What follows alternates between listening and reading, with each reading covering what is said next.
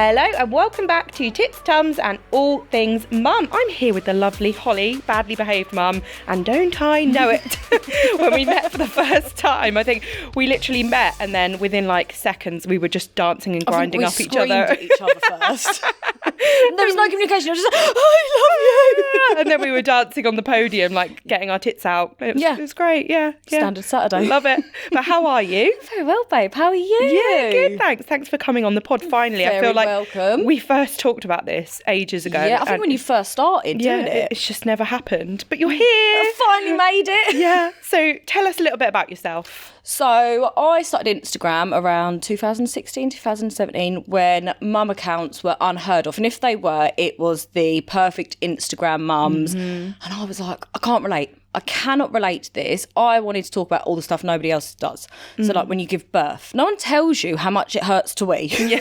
Yeah. Nobody tells you that, you know, your insides fall out after giving birth. I was like, that's the stuff I want to hear about because nobody warned me of this stuff. No. So I started doing that 8 years ago, I think.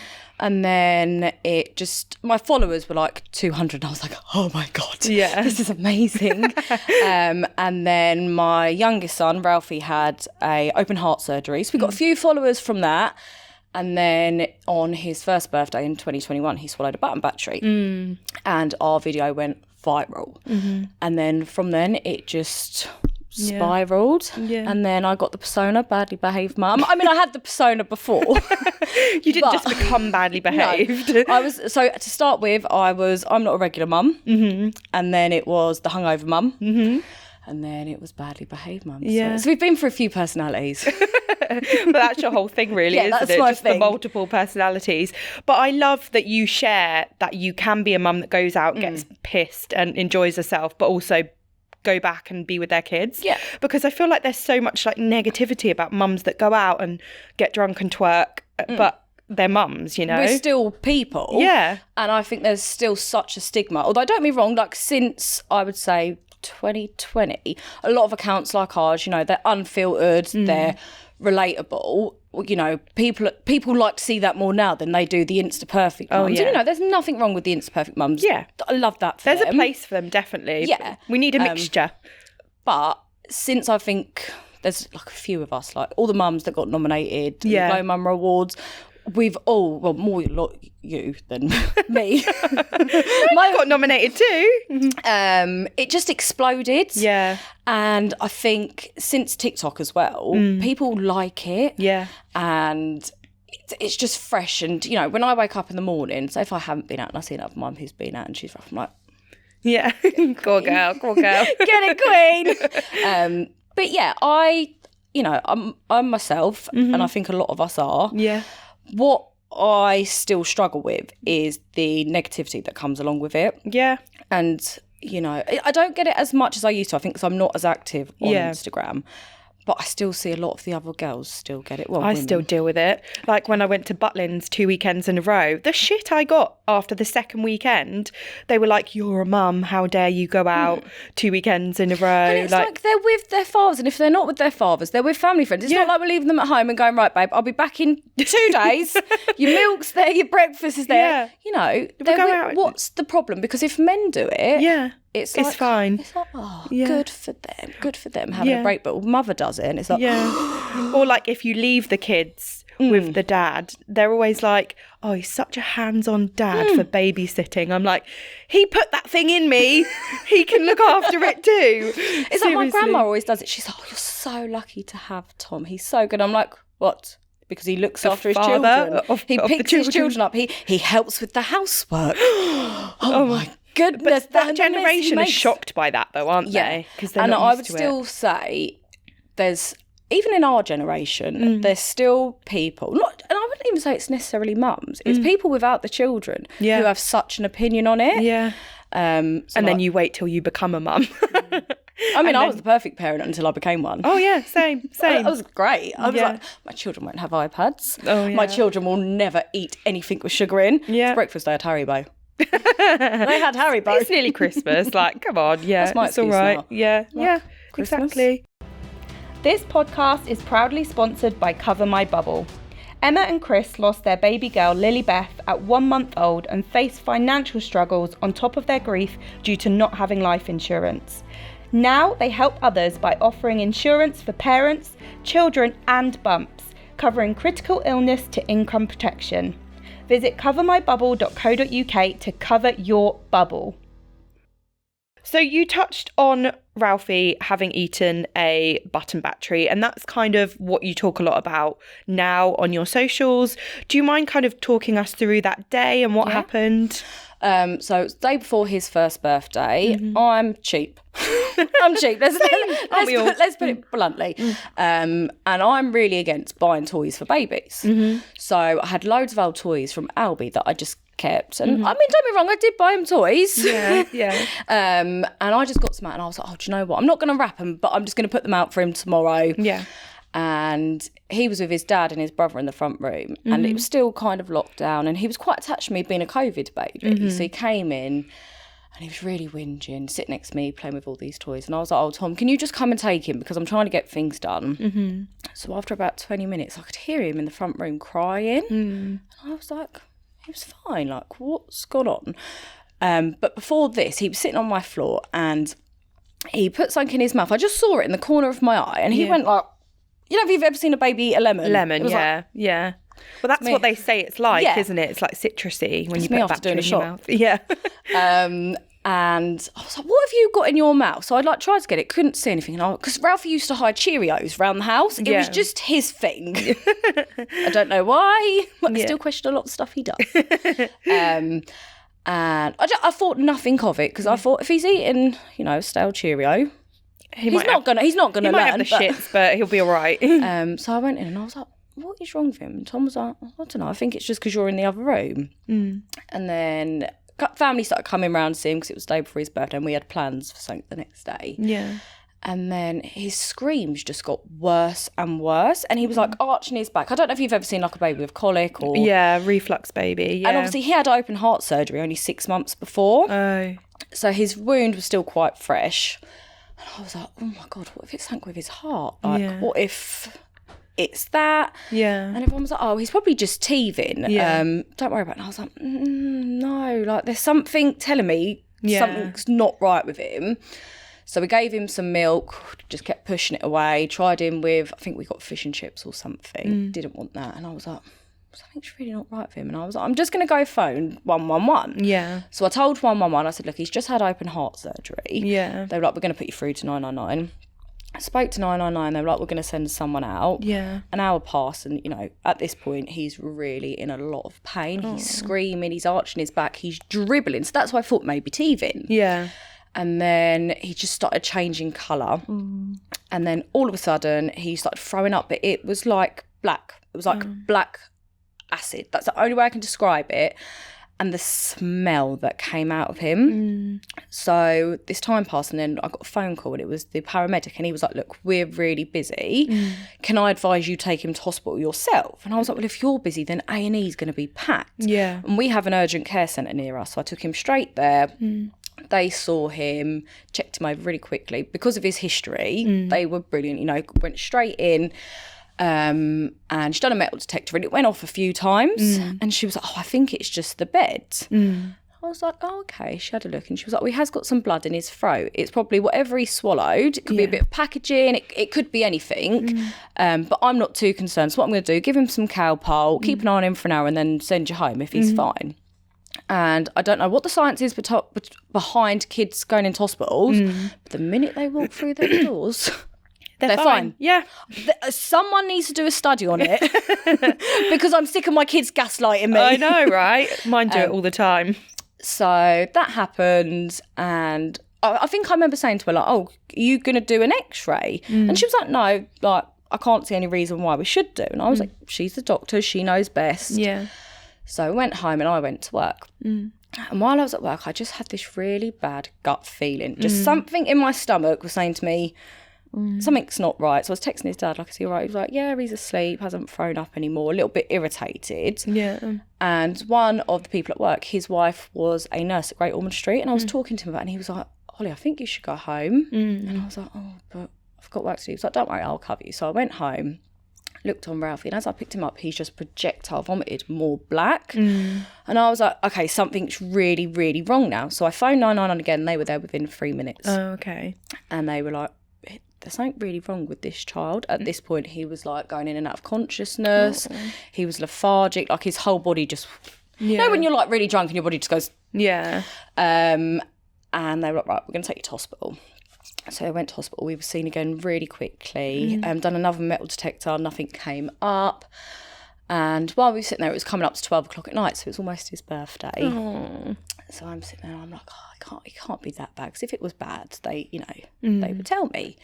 And then they were like, we're going to go for an x-ray soon. Like, is that okay? I was like, yep, fine. So I was sitting in A&E and it was 12 o'clock and I was going, happy birthday to you.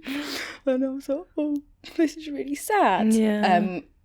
And then we went for the x-ray, and while the x-ray was coming up, the women like looked at each other, and I was like, oh. And they were like, can you just come and have a look here? And I was like, yeah. They were like, when he had open heart surgery, was anything left behind? And I was like, not that I'm aware of. And at the top where his scar is, there's like a little, kind of like this. There's a little circle. Yeah. And on the x-ray, there was a circle like that. And they were like, has he swallowed anything? And I was like, yeah, but I'm not sure what it was. Yeah. And it was when McDonald's, I can't remember what it was, but it was a little round thing. And I was like, maybe it could be that. And they were like, well, have you got Connect 4 in your house? And I was like, oh, my son, I just brought my oldest son it. Yeah. They were like, it looks like a Connect 4. Could he have swallowed that? And I was like, I would have seen him swallow something that big. Yeah. So anyway, while all this is going on, they were like, we need to make some phone calls to the heart hospital. We basically have to call around because we're not too sure, but it's stuck. Whatever it is, it's stuck in his esophagus. And I was like, but if it was bad, like you would do surgery. And they were like, absolutely, we would take him down for surgery. I was like, okay, so it can't be bad because they would tell me. Yeah. And while this is all going on in A&E, I can hear major trauma. And I'm like, oh, shit. Yeah. What's going on? What's going on? And then I was like, then someone came down. I was like a consultant or, some of the top doctors. Yeah. And then they're from intensive care because I work in intensive care, and when a kid swallowed a button battery, our doctors go down. Yeah. And then they came over to me and I was like, we're the major trauma. Yeah. They were like, look, Ralphie's got something stuck in his esophagus. We don't know what it is, but because of his complex needs, we need a cardiologist, we need ENT, we need paediatricians. And I was like, but if it was bad, you would do it here, wouldn't you? And they were like, of course, like, 'cause, it was a general hospital. There's surgeons on site. And I was like, okay, it can't be that bad. And they were like, right, you're going to go to Great Ormond Street. I was like, that's fine, because my other son was with Great Ormond Street at the time. I was like, it's fine. And then they were like, no, we're going to fly you to Liverpool. Oh. And I was like, what do you mean? What do you mean you're flying us to Liverpool? And then it was, no, you're going to Chelsea. Then it was, no, you're going to Addenbrooke's. And at this point, about 5 hours had passed since they found the thing. And then next thing, an ambulance has turned up and they're like, oh, it's a little boy with a button battery. And I was like, no, it's not. Like, it's a Connect 4. It's not. If it was a button battery, they would do surgery because I know the dangers. Because only 3 months prior, a little girl called Harper had passed away. Yeah. So it was still quite fresh in my mind. And I've worked in childcare for 15 years. So I know the dangers and I don't have them in my house. Obviously, unbeknown to me, when I was getting my older son's toys out, one of the batteries fell out of the toys. And luckily, it was dead. Because if it had been fully charged, there is no way on this earth Ralphie would have survived. Yeah, because that's a long time, isn't it, for a live battery? Yeah. And Harper, it killed her within 2 hours. Yeah. So it went straight to her heart and burnt through her heart and she went into cardiac arrest. So... obviously, fast forward, we got taken to Addenbrooke's in the end, a major trauma centre. I got there with him, and at this point, he was in a really, really bad way. So they came up to me. They were like, can you sign the forms? And I was like, yeah, of course. Like, just tell me what I have to do. And the surgeon came in and he was like, your son is dying. Your son is dying. I have got to take him into surgery now. I'm going to need you to hold him. But you're not going to run, but you're going to walk quickly. He was like, they're all ready for you. And bearing in mind, I've got no signal, no back, I've got nothing. We've only got the clothes on our back that we went to hospital in. It was still COVID, so nobody could be around. My phone, I think, had died. So I took him, followed the nurses, and I put him down on the bed, and they were like, say goodbye to him. So I said bye, but all this adrenaline's going, so I'm not thinking straight. So I put him down on the bed, said goodbye, and I walked out. And they were like, it will only be a couple of hours, it won't be long. So I walked out, and I just remember being like, fuck, what has just happened? And I forgot it was his birthday. I completely forgot it was his birthday. And I just remember walking out of the hospital, and it's a big hospital. I think it's one of the biggest in Europe. It's I remember looking up at the top floor.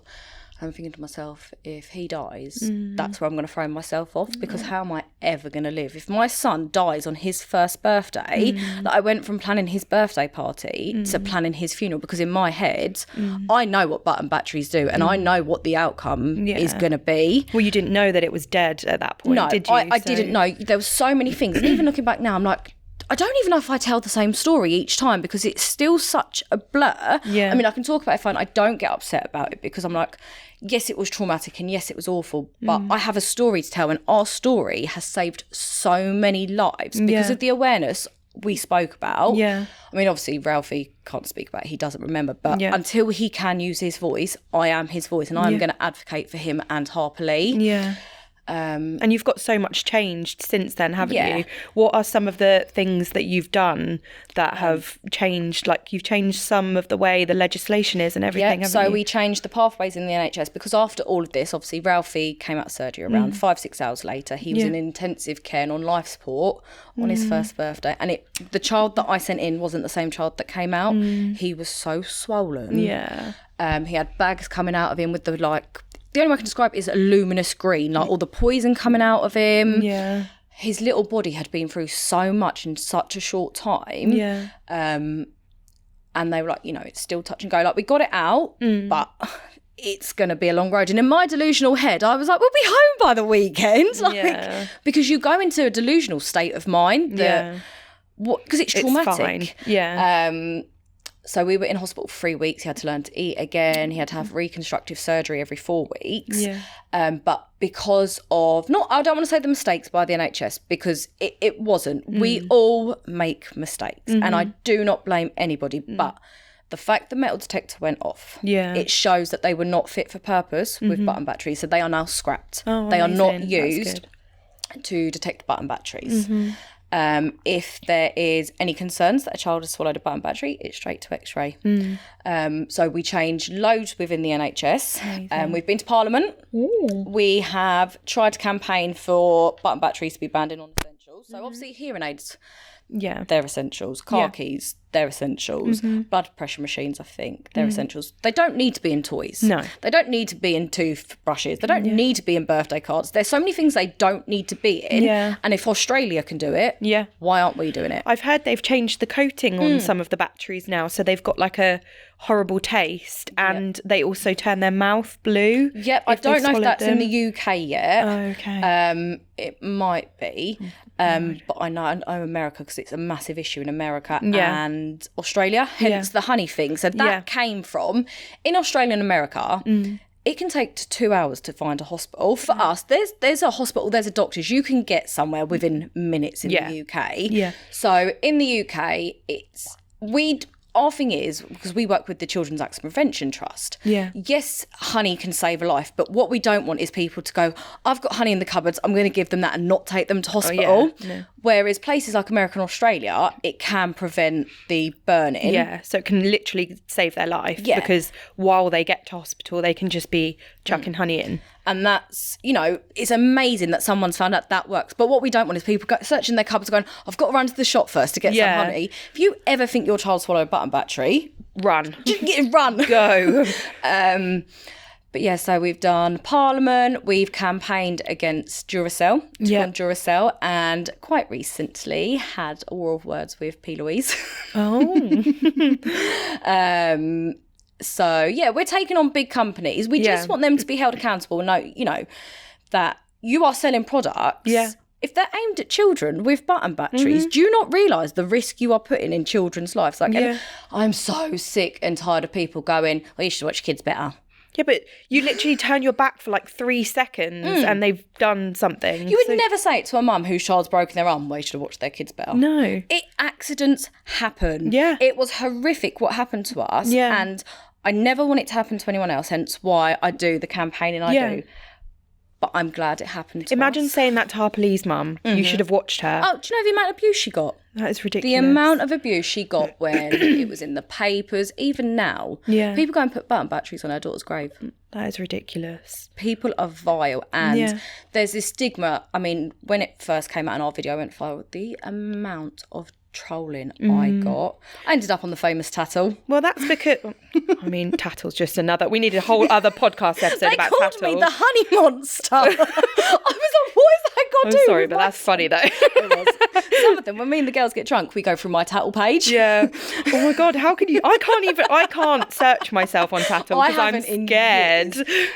But when we're drunk, we'll go through it, and the girls are like, oh. What a sad life. True or false? Yeah. Did someone say this about Hollie? Oh my God. Because that was the dream. I was like, I've made it when I got onto tattle. Yeah. And then when they brought my kids into it, I was like, no, I know. That hurt. We'll have to get you back on to just go through your tattle page one day. That would actually be a really funny episode. Really good segment. You're coming back, okay? But right now, we are actually going to do the honey demonstration and show people why we give honey, basically. Yeah. So yeah, let's do that. So here we go. We have set up our demonstration. Now we only have 10 minutes for this segment, and normally you need 10 minutes for each time to give the honey. So what they say is to give 2 teaspoons of honey every 10 minutes to your child while you're on the way to wherever you're going. So don't just sit at home like, feeding them. Here you go, have some honey. Literally, this is to buy you time while you get in your car or get an ambulance or something. So we only have 10 minutes for this segment. So I'm hoping it's going to give us enough to demonstrate what's going to happen. But we've got some ham. So this is the esophagus, because that's where the button battery is likely going to stop.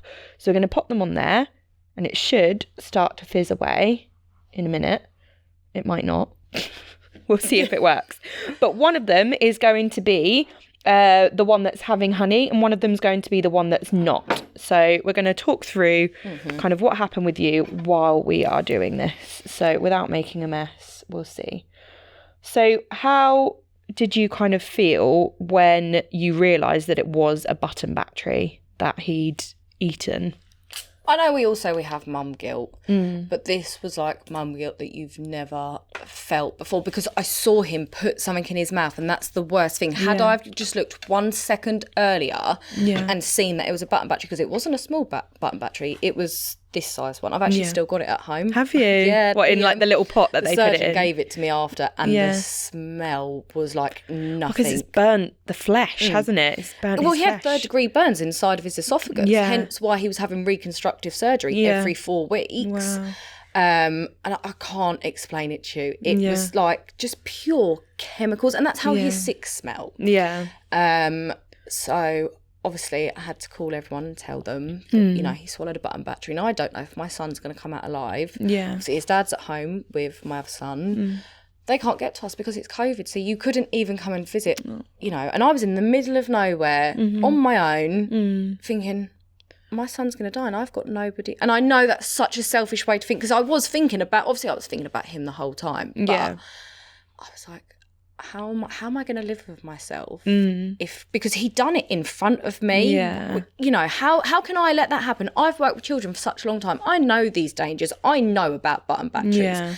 I'm not saying I'm more experienced than any other mums, but I've got the knowledge that first time mums don't have.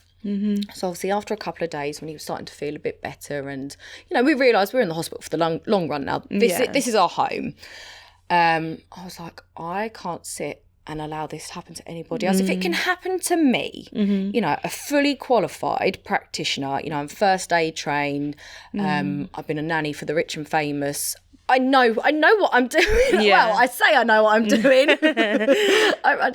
I'm winging it every single day. But you know the signs to look for, and you know those things. And I just kept thinking, how did I let this happen? Yeah. And there was just so many things going through my head that this has happened again to another child within 3 months. How long until it happens again? How many more children, how many more families have to go through this for something to be done? Yeah. Because we went from, people going, well, it never happened in my day. Yeah. But your children didn't have toys with button batteries in. Yeah, they had like wooden toys, didn't they? So. So For me, it was getting the message out. Yeah. It was getting the message out about what happened to us and the signs and symptoms to look for, what you need to do. Yeah. And then from there, I was like, this is going to be my mission now. I will not rest until I see button batteries banned. I will not rest until every single family in the UK at least knows the dangers of button batteries, like you do, you know, when they tell you about curtain blinds, bleach, things like that. You know, the stuff that everybody knows about. Yeah. I want it to be like that with button batteries, but even now to this day, I still get messages. I would say at least once a week. I had no idea. Yeah. And it's like, how? Well, we get them in our hospital all the time, and you know about it because it comes over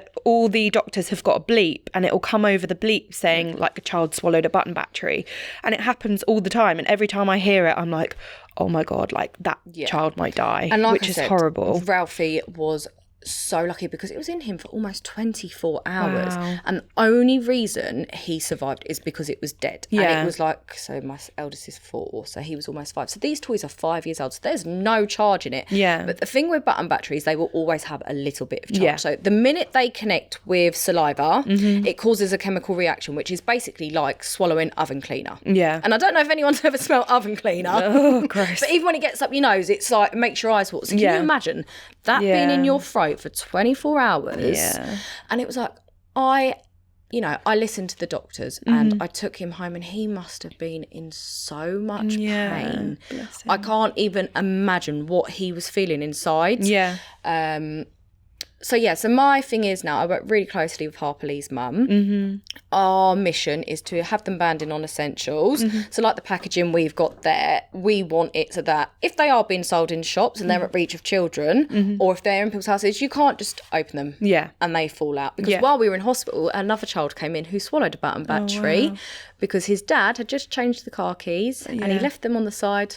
Yeah. Put them straight in his mouth. But they went to his stomach. So if they get stuck in the esophagus, you have a very limited time to save your child's life. Even if it doesn't, and it goes to the bowels, I mean, it's not great, but you know, the outcome's going to be better. But if you ever think for 1 minute your child has swallowed a button battery, go to the hospital and do not leave until you are happy that there is not one stuck in their esophagus. Yeah. So again, it's knowing the dangers and the signs and symptoms ourselves as parents, but also what signs would they look out for though? Like you said about the foul smelling, like acidy breath, what other signs in case they've swallowed it and you don't know that they've swallowed it? So it's the excessive drooling, the lethargia.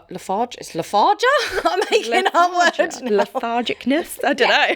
Add that to the Urban Dictionary. Who knows? In pain, so like arching of the back, scratching at the chest, throat. Yeah.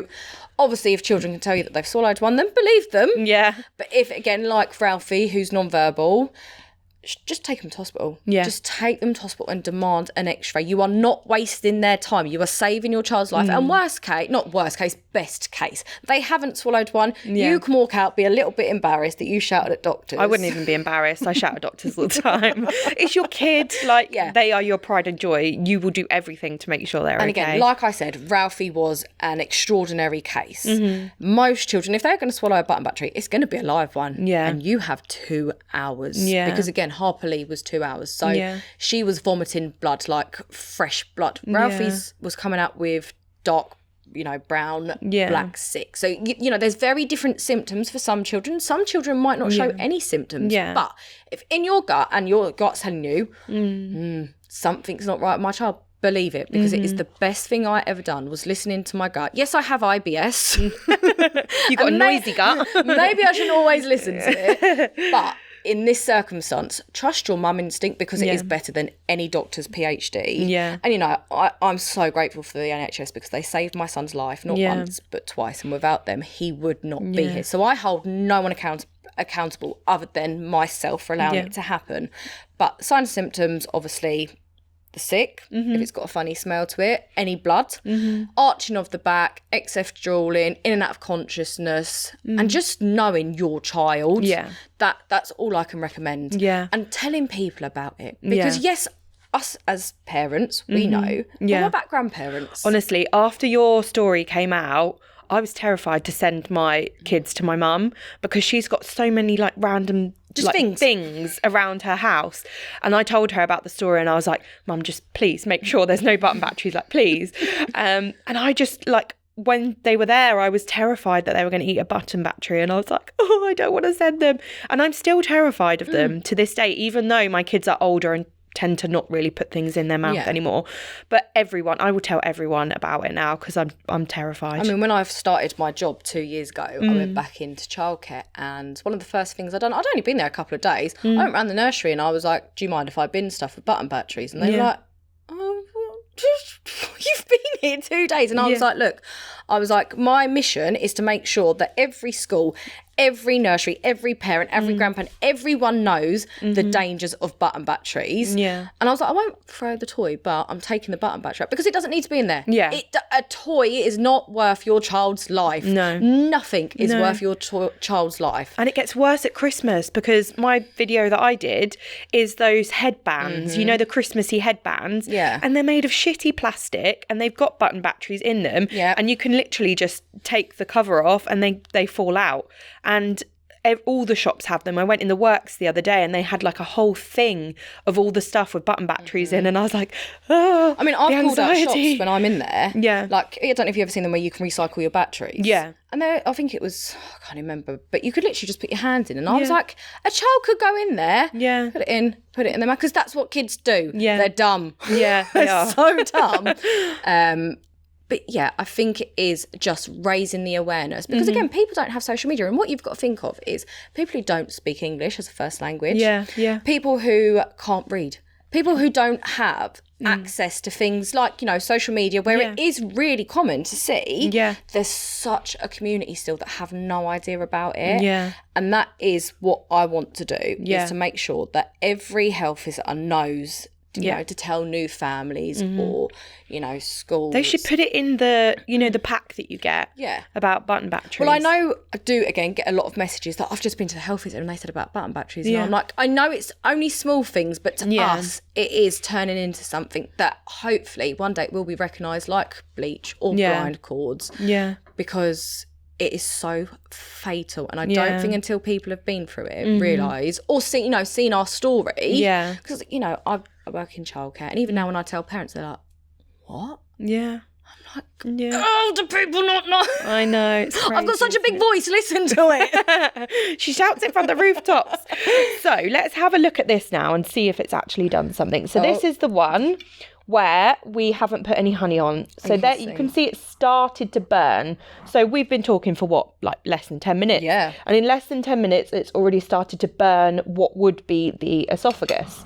So then if you take the honey one, there's much less burning. In fact, I could probably just rub that off. That's you can. Yeah. So there's much less burning going on there. So you imagine, I don't know, an hour, 2 hours has passed. You've given them 3-4 loads of honey. The burning on that one would be so much worse. They'd probably be nearly dead because that's a brand new battery. And this one, you'd have bought yourself time to get to that hospital. So using your honey, 2 teaspoons every 10 minutes while you get to the hospital. Yeah. Don't pack a bag. Just fucking run. Just and I know people say, you know, you're not meant to give honey to under ones. Yeah. I mean, the likelihood of you know, anything going wrong because your child's under one swallowing honey really outruns the risk of a button battery. I mean, if you've got a hospital within a couple of minutes of your house, obviously you can weigh up the risk of giving a child honey, getting them to the hospital. Like, it's going to happen quicker, isn't it? But if you've got, you know, an hour drive, half an hour drive, get that honey in them, whether they're under one or not, because it's gonna stop their esophagus from burning. It's gonna save their life. You know. Yeah. I mean, I can't say what happens to each individual case because again, you've got Harper Lee. Yeah, they're so different. And Harper Lee was 2 hours, and Ralphie was 24. But as far as I'm aware, there has been no deaths since a little boy called Huey, who swallowed one 6 months after Ralphie on Christmas Day. Oh. That I'm aware of in the UK. I could be wrong. And if anyone, you know, knows of anyone, obviously always get in contact with me because I've been through it. And I want to support any families that have been through it. But as far as I'm aware, there hasn't been any deaths. Yes, there's been accidents. Yeah. And that's going to happen. No matter what I do, there's going to be accidents. But I want to prevent more deaths. I want to prevent more traumatic injuries to children because, you know, like I said, some of them end up with like permanent bags and drains and everything like that. Ralphie was so lucky. You know. Is he okay now? Has he got any like signs of having done it? I say that Ralphie's okay. Is his esophagus okay? Yes. So I mean, his diet is really limited. Yeah. But I think that could be, obviously, his esophagus isn't the same as every other child, and it could be that I've just spoilt my child and he only eats sushi and seaweed. Jesus, that is a bougie child. Your mother's on minimum wage. Yeah, come on, man. So for him it's textures, anything soft that can go down he's fine with, but anything with like texture, he's probably got a lot of scar tissue in there. So that's why they done the reconstructive surgery every 4 weeks, was to stretch out the esophagus, because obviously it shrunk every time it would heal itself, scar tissue would go over. So he was fed through a tube, had to learn to eat again. So when I had a fully weaned 1-year-old, and then I had to go back to mashing his food. But I would take that any day over, you know, having to bury my child. Yeah, of course.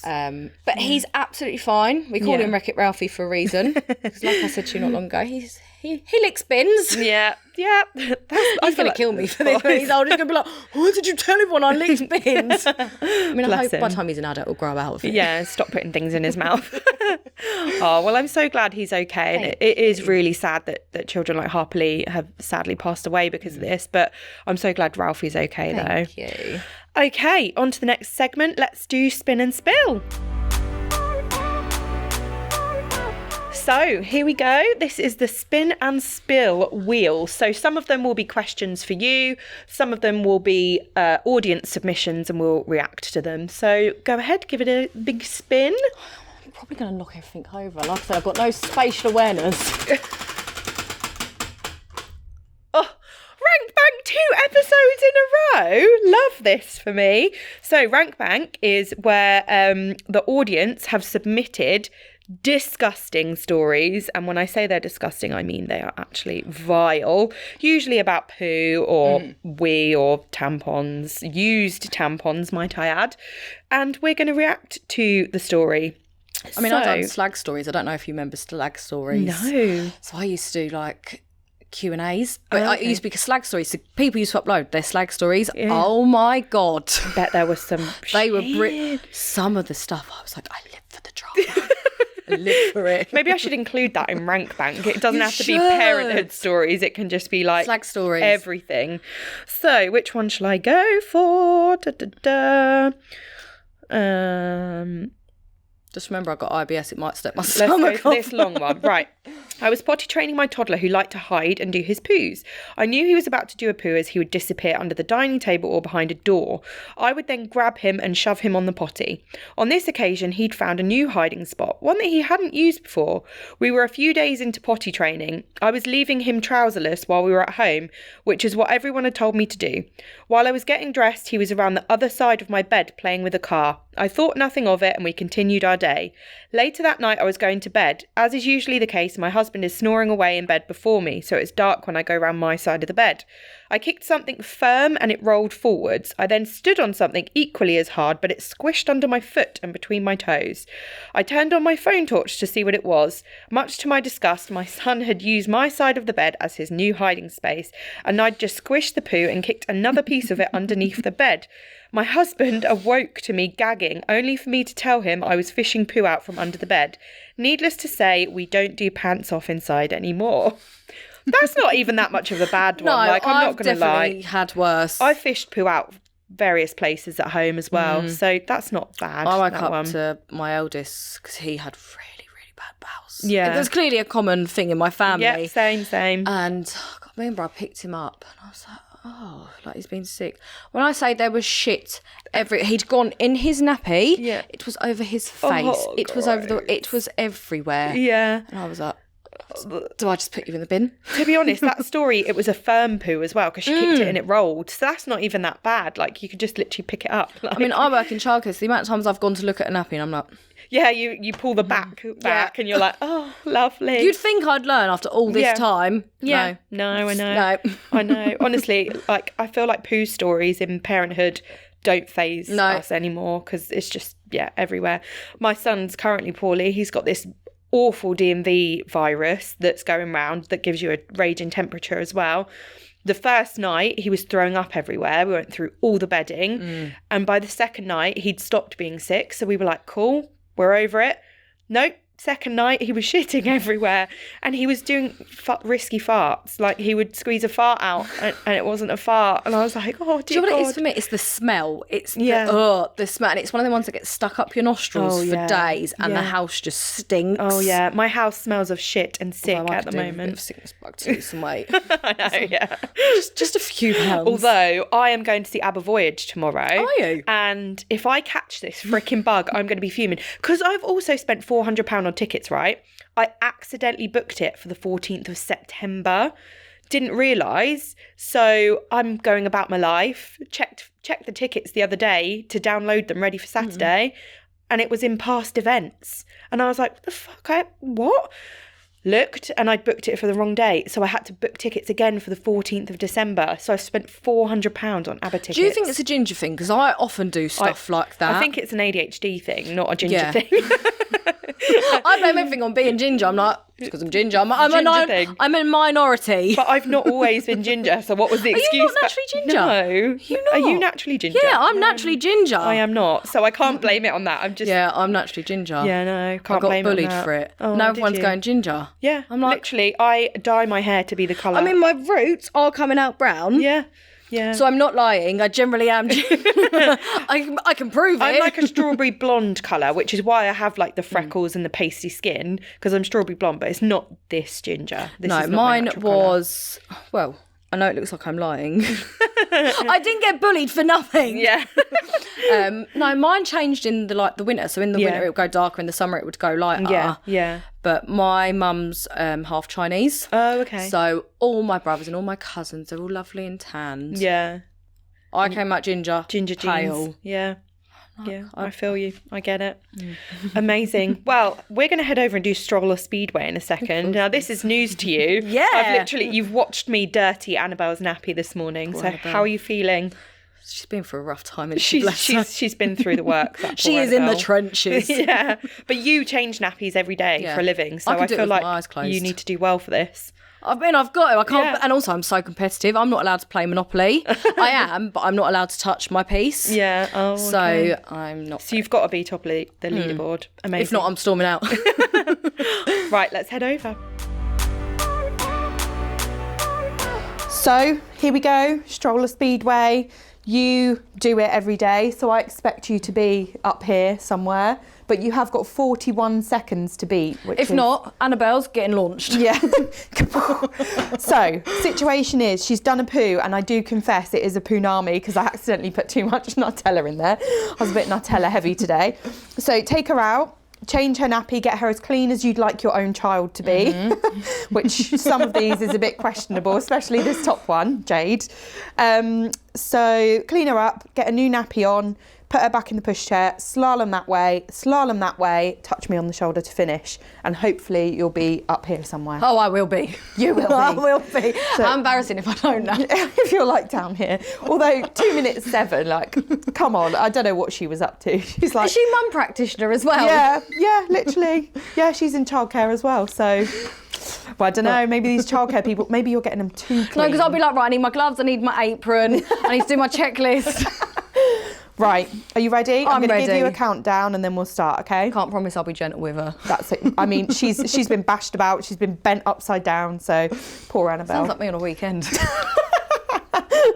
Sounds like a great weekend. It's going to be me tonight at the work party. Oh my God. Right, you ready? I'm ready. 3, 2, 1, go. Sorry, Annabelle.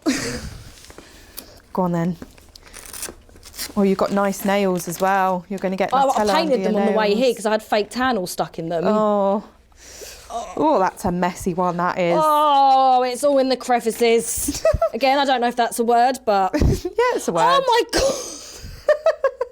I would like to say, for any of my parents watching at work, I do not treat your children like this. Just standing them on their head with their legs bent upwards. There would be a lot more policy and procedure behind this, but I have a point to prove. I know you said it's how clean I would want my child, but... I mean, yeah, some of the people have questionable cleaning methods, so sorry, you're fine. Annabelle. That's pretty clean, to be fair. She's got whiplash. That is a good job. Right, nappy on. We've gone for cloth nappies now. We've moved up in the world. Oh, we're organic. Yeah, we're going organic. Right. It's only Come on, because I babe, was we're spending going. a fortune. Oh, Right. oh. Slalom. You're going to have to go back the other way as well. Back the other way. And then touch me on the shoulder to finish. Yeah. Right. What do you reckon? Did you see it? I reckon 42. Jesus, no. 1 minute 9. No! You're about midway. Sorry, Annabelle, you're getting launched now. Right, let's pop you on there. Oh, Jesus, getting Sharpie everywhere now. I'm going to take the 9 off. Yeah, see there you are. You're drawing with Nicola. Right, next time, I'm going to go home Next and time I want you up practice now. here, yeah? Amazing, well done. Let's head back over. Amazing. So how was your stroller speedway experience? That. I might start doing that at work with the kids. Just put some cones out in the nursery. Just be like, I win. Yeah. I mean, they would love it. Yeah, they would. They And would. also, I'm so competitive. But you've got to do like 10 at a time in the nursery. I always remember being the one, because I used to be a nursery Did you? nurse. Yeah. Being the one on nappy duty, and you're like, oh, fucking hell, like another one. Yeah. And then, like, always my luck, all 10 of them would have done a poo for me. And I'm like, excellent. Well, I'm in management now and I'm lead Senko. Oh, okay. So I avoid them, but somehow I always end up managing to do the nappies. Yeah, yeah. But I'm like, oh. Again. My kids have been out of nappies for years. But, you know, it's part of the job. Yeah. As I'm sure you get it, being a nurse as well, you get to do some. Yeah, I do. I change adult nappies now. Yeah. So I feel like every job I've been in, I'm just changing nappies. Yeah. So Destined for it. Amazing. Well, thank you so much for coming on having today me. and for raising more awareness of button batteries. We will shout it from the rooftops. And yeah, for Harperly and for Ralphie and all the other kids you. out there that it's happened to. But do you mind telling everyone where we can find you online? So I am on Instagram as Badly Behaved Mum, the one and only. TikTok, I think Hollie Sinead. The only thing I do on there is like try and fly with a blanket. That's the only thing I think. I don't follow you on TikTok, so I'm like, what are you talking about? I got a blanket and tried to fly, and I did take off. I took off from the ground. But I think that's the only thing I do on there, because I'm like, oh, people are mean on there. Actually, man, People are so TikTok's mean. a scary place. And that's it, really. I do need to start being more active, but we miss you know, online. I know, I do, but do you know what it is? It's working, being a mum. I know, yeah. And I get it. I lost my love for it. Yeah, I get it. But I maybe get after it. this I'll And come hopefully back. you get nominated for a Glow Mama Award again, and we can And see you. each other. Keeping everything crossed, and we can see each other again and have a dance on the 360 spinny If not, thing again. I'm turning up, because again, I'm so competitive. I'm going to go into my Kanye West era, and I'll be like, I deserve this. Please go up on stage and just take the trophy from the winner. I cannot lose for 3 years in a row. How embarrassing! This will be my 3rd year if I get nominated as well. And I've just said, if I don't win this year, I'm done. I'm done. So humbling, isn't it? I know, It's so I know. humbling. 'Cause you're like, yeah. Although I'm the gonna podcast is up against celebrities every year. It's up against like Luana, like A Happy Mum, Happy Baby by G. Fletcher. And I'm like, it's cool. I'm just little old me in my living room, now in the studio. But yeah, it's all right. I get it. Well, we will win, even if we have to make our own awards. I will carve one out of glass if I have to. I will steal it off somebody Should we just else. make a cardboard one and take it and just get on stage and do our own speech? Yeah. Sounds amazing. Well, thank you everybody for watching and for listening, and please do shout it from the rooftops about button batteries, because there still are people out there who don't know about it. Please do give us a like, a download, a follow, a review, all the things, and I'll see you soon.